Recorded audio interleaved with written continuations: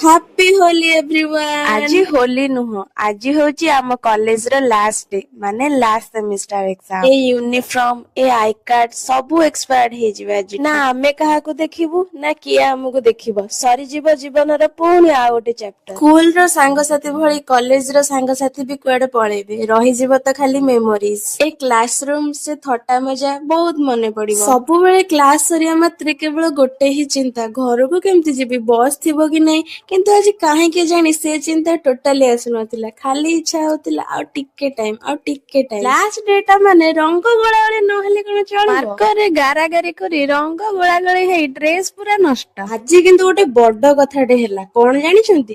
ଆଜିଠୁ ମୁଁ ଗ୍ରାଜୁଏଟେଡ। ତ କଣ ହେଇଗଲା ସେଇଠୁ? ଯଦି ମୁଁ କାମ କାର୍ଯ୍ୟରେ ନହେଲି, ଅଫିସିଆଲି ମୁଁ ଗ୍ରାଜୁଏଟେଡ। ଏଥିରେ ରଜ ସୁନ୍ଦରୀ, ବୁଟକି, ଧୁମ ମଚାଲେ ଆଉ କଣ କଣ ସବୁ ଲେଖା ହେଇଛି ମୁଁ କହିବି ପାରିବିନି। ଆମ 4 ଜଣିଆ ଗ୍ରୁପରେ ଆମେ ପରସ୍ପରଙ୍କ ପାଇଁ କିଛି କିଛି ଗିଫ୍ଟ ନେଇଥିଲୁ। ତ କଲେଜ ଲାଇଫ ର ଏଇଠୁ ଦି ଏଣ୍ଡ ହେଇଗଲା। ଭିଡିଓଟି ଯଦି ଆପଣଙ୍କୁ ଭଲ ଲାଗିଥିବ ଗୋଟେ ଛୋଟିଆ ଲାଇକ୍ ଟେ କରି ବଡ ସବସ୍କ୍ରାଇବ ଟେ କରିଦେବେ। Bye bye.